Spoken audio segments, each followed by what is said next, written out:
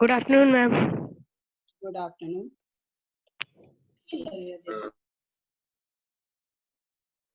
So today we are starting a new chapter, that is chapter number 9, reproduction in plants. This chapter we will start, and all of you have seen your marks and paper. Okay. Yes, चलो. ma'am. हाँ, तो आप लोग satisfied हैं उससे? You all are satisfied? Yes. Okay. चलो हम लोग ये चैप्टर शुरू करेंगे, reproduction in plants. Now children, first of all you tell me why reproduction is necessary. Necessary To क्यों है? continue the species of Earth. Yes, to continue the species, to continue that race, and to maintain a balance between death and birth. ठीक है? और अगर मान लीजिए कि अगर केवल डेथ होते रहेगा और रिप्रोडक्शन नहीं होगा, तो एक टाइम ऐसा आएगा कि एक पर्टिकुलर स्पीशीज के ऑर्गेनिज्म नहीं रहेंगे.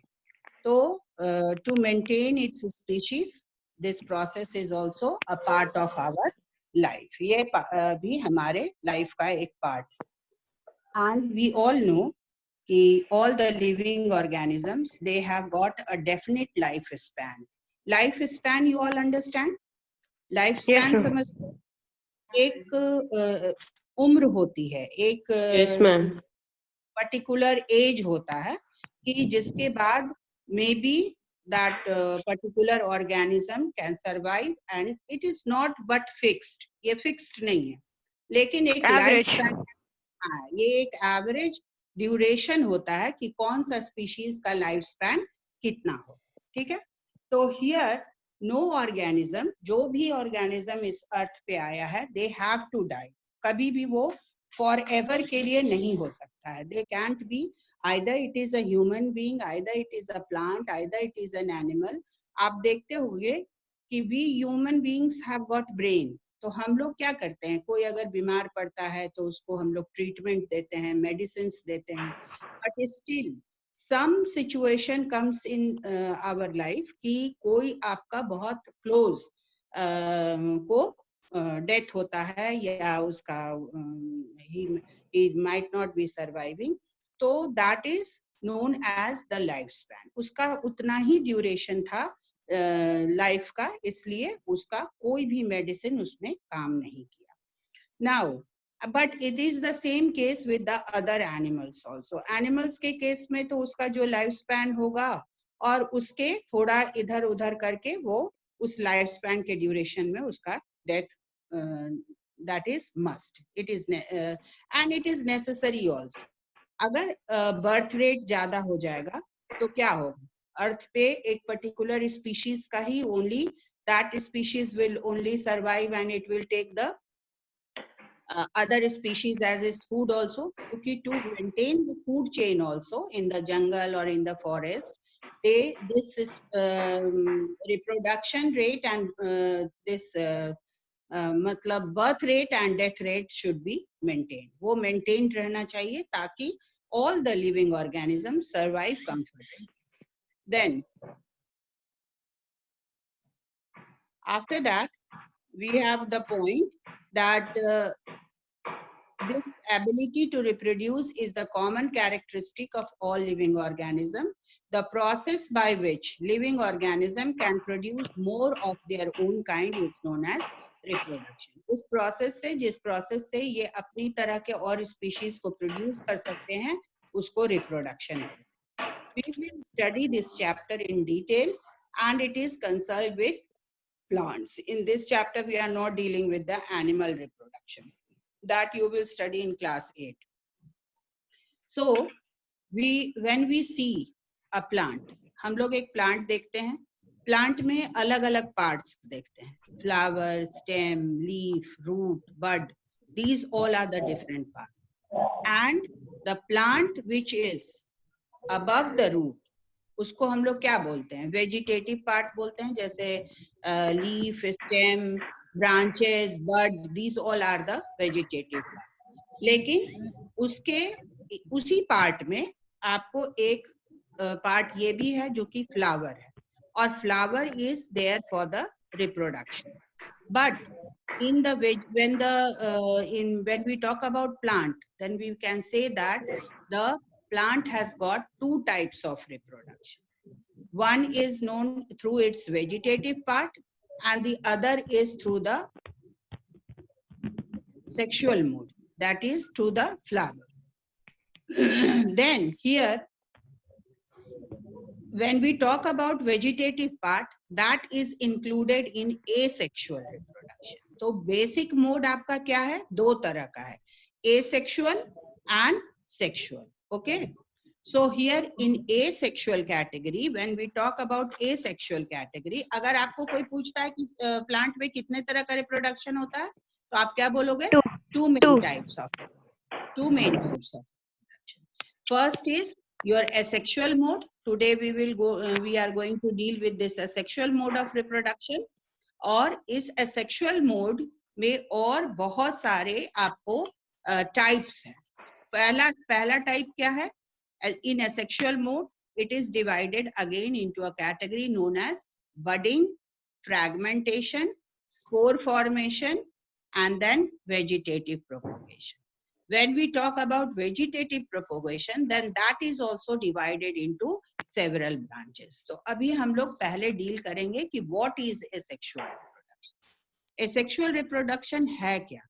Asexual reproduction is the type of reproduction in which an individual reproduce on its own without the involvement of another individual of the same species. In sexual reproduction, please don't talk in between. Please don't talk in between. Why are you all disturbing like this in between? So here, when we talk about asexual reproduction, then in asexual reproduction, we can see that the no other individual is involved in the process of this reproduction. When you are disturbed, then it becomes out of mind. Please don't make noise and pay attention. Then after that, if there is no involvement of the other individual or other opposite sex organism, then what will happen? There will be only single organism which will reproduce in this process of reproduction. So first is that when we categorize a sexual reproduction, then that is budding, and it takes place in yeast. Then children, all of you, please look to your book. Book में आप लोग देखिए.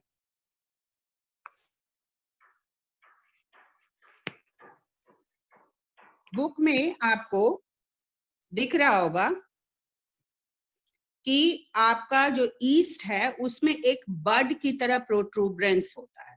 That is known as in the whole body organism, the parent cell. What is the main organism over there? Main organism एक single celled organism है. Single celled I have described you before. describe किए हैं.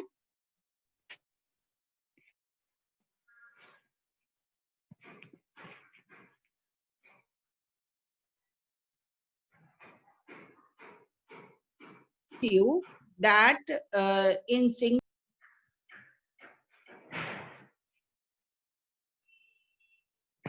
described or Ma'am, you are getting muted. okay.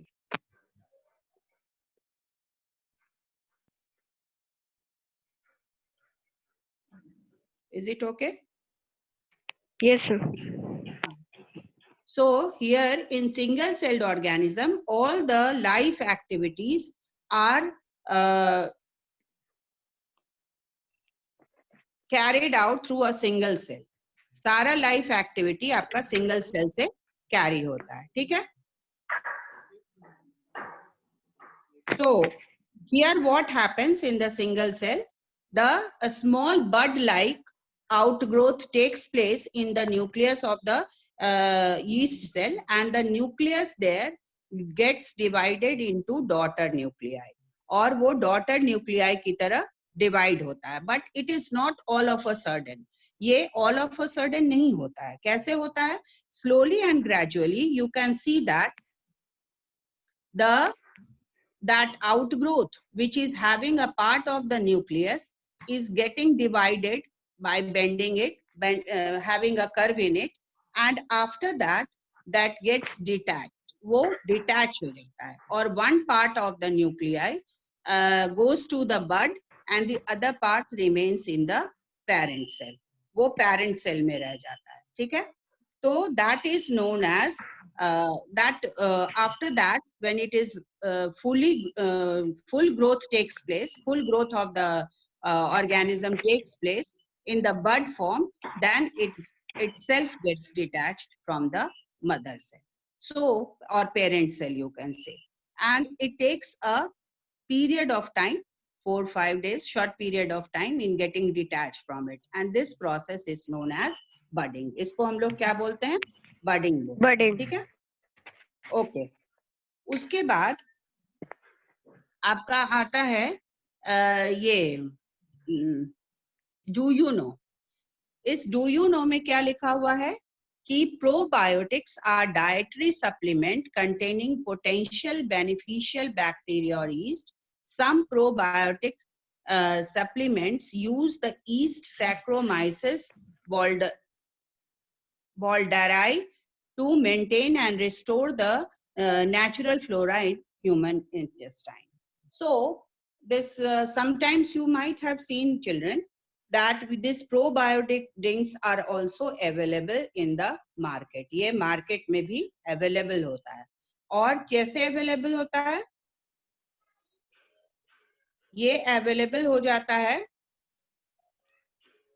ये available होता है आपको short bottles में, जो कि हमारे इंटेस्टाइन के लिए बहुत ही जरूरी है. It is very necessary for our intestine.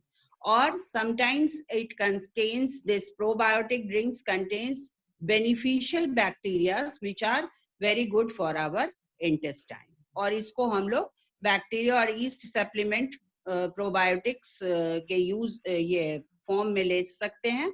और इस ईस्ट का नाम क्या है? Saccharomyces boulardii. Then after that we have got one activity to grow yeast in a beaker. How will you grow yeast in a beaker? That is given as in the form of an activity in your book. तो पहले ये बताओ कि east हम लोग कहाँ smell कर पाते हैं या कहाँ हम लोग उसका ग्रोथ करवाते हैं अपने डे टू डे लाइफ में. डे टू डे लाइफ में वो कहाँ ग्रोथ में आता है? Anybody has the idea? In our day to day life. Bakery में यूज होता है. हाँ, बेकरी में भी यूज होता है. गुड. बेकरी शॉप में होता है, लेकिन हम लोग अपने घर में भी यूज करते हैं. कैसे?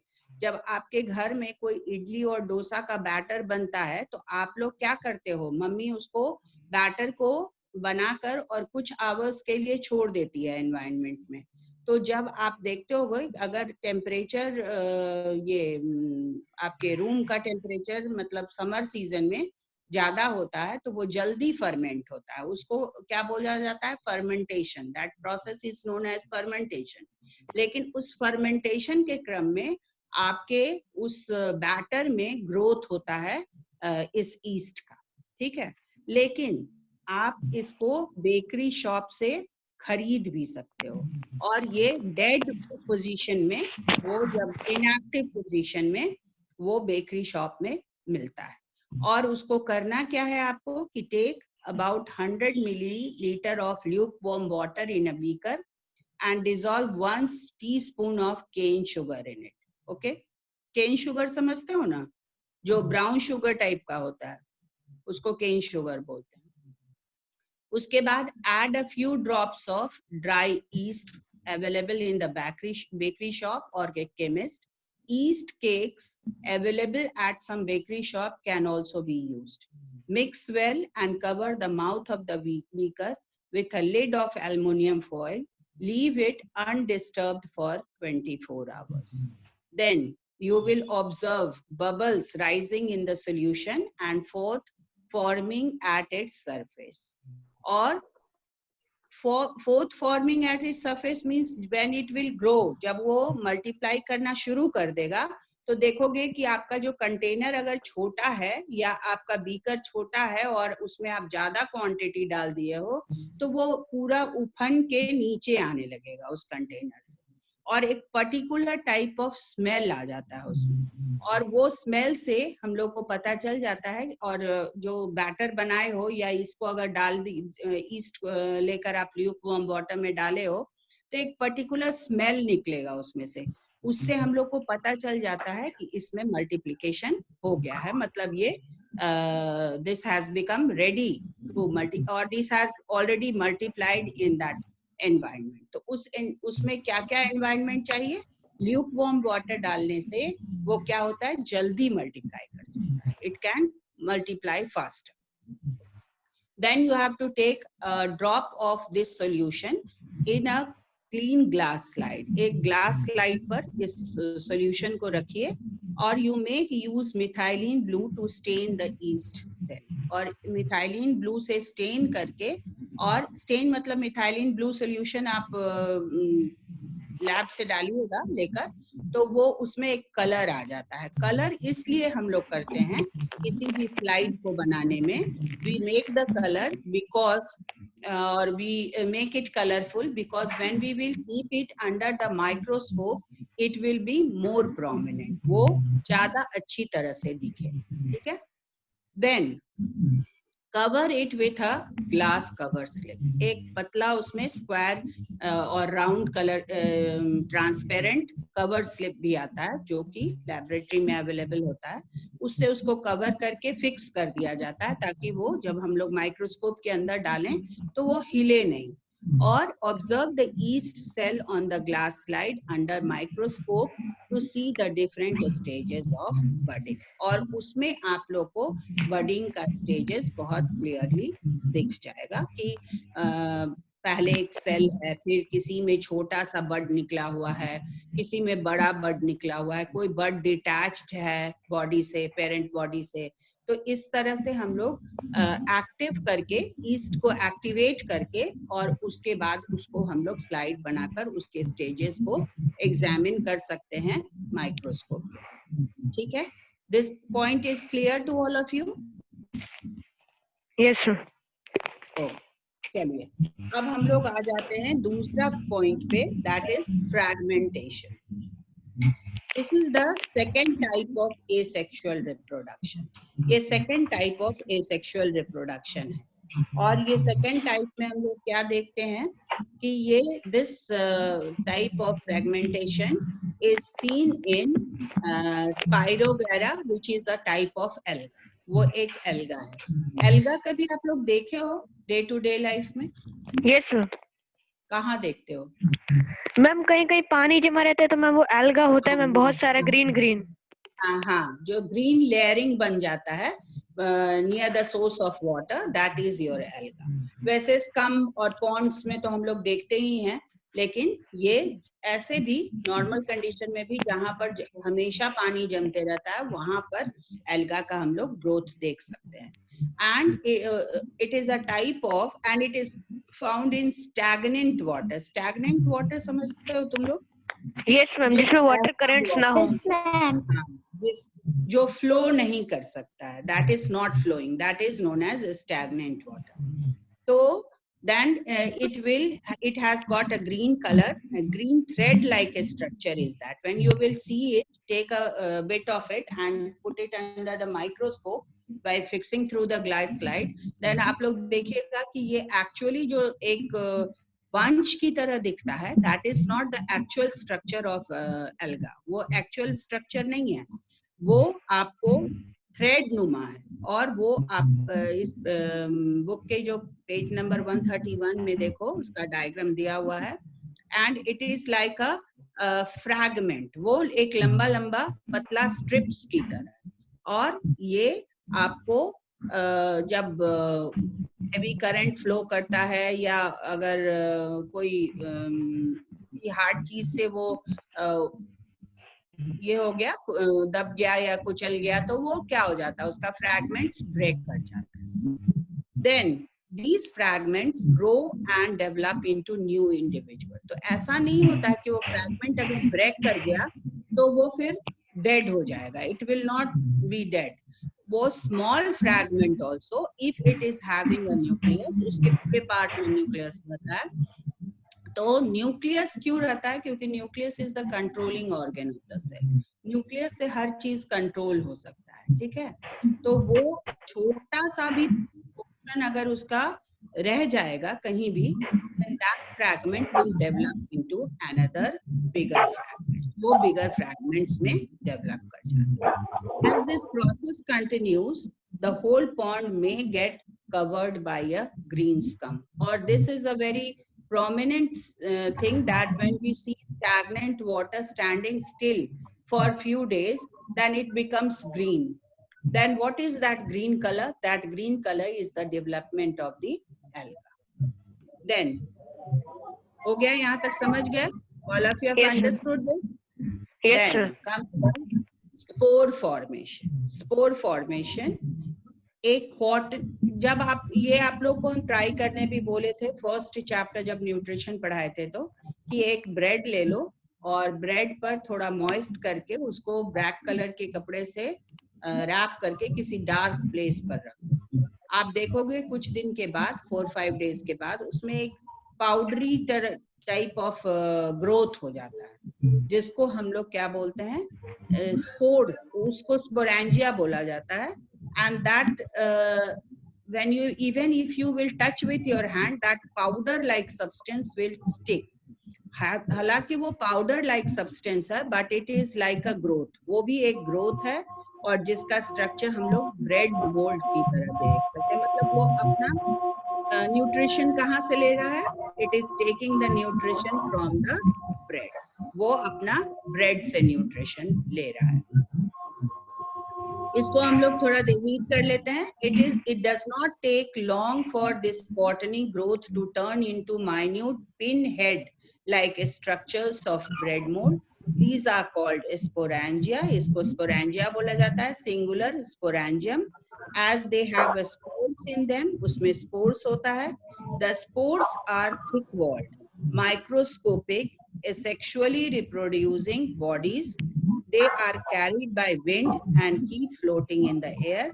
They germinate when they find a suitable medium to grow. Mosses and ferns also reproduce through production of spores. These are example of non-flowering plant. They do not produce seed. So this is the very, very you can say common thing that you can see with your naked eye also. But the structure what we see in actual, जो actual structure हम लोग उसमें देखते हैं book में, वो actual structure हम लोग को दिखता नहीं है ब्रेड पर जब उसका आउट ग्रोथ होता है. लेकिन उसको अगर आप माइक्रोस्कोप के अंदर एग्जामिन करिएगा तो वो स्ट्रक्चर आपका इस तरह से स्पोर्स की तरह होगा. और सिंगल जब वो रहता है तो sporangium कहते हैं, और when it is in bulk or when it is present in a thick outgrowth, then that is known as sporangium.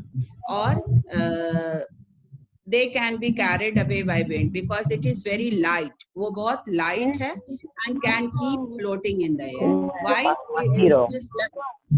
Please stop talking. Stop talking. बंद करो अपना बीच में बात.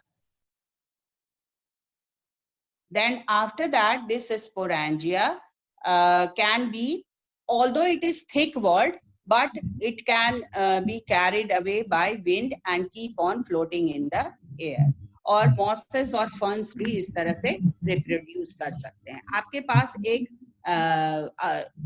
एक्टिविटी है, उस एक्टिविटी में एक बात आप लोग कभी ध्यान दिए होंगे कि ये जो आपका ब्रेड मोल्ड है, ये ब्रेड मोल्ड नॉट ओनली मतलब आपके ब्रेड पे ग्रो करता है, बट जहां भी आपको मॉइस्ट एनवायरनमेंट मिलेगा तो आप देखोगे कि जो लेदर शूज होता है उस पे भी इसका ग्रोथ हो जाता है। जब आप बारिश के मौसम में अगर आपका लेदर शू कहीं ऐसे जगह पर रखा हुआ है जहां उसको मॉइस्चर है तो उस पर भी आपको देखिएगा कि उस पर व्हाइट कलर का या ग्रीन कलर का आउटग्रोथ ग्रो कर जाता है। तो दैट इज नोन एज, हालांकि इसका नाम ब्रेड मोल्ड इसलिए लिखा गया है क्योंकि ये एक तरह का फंगाई है जो कि ब्रेड पर इजिली ग्रो कर सकता है।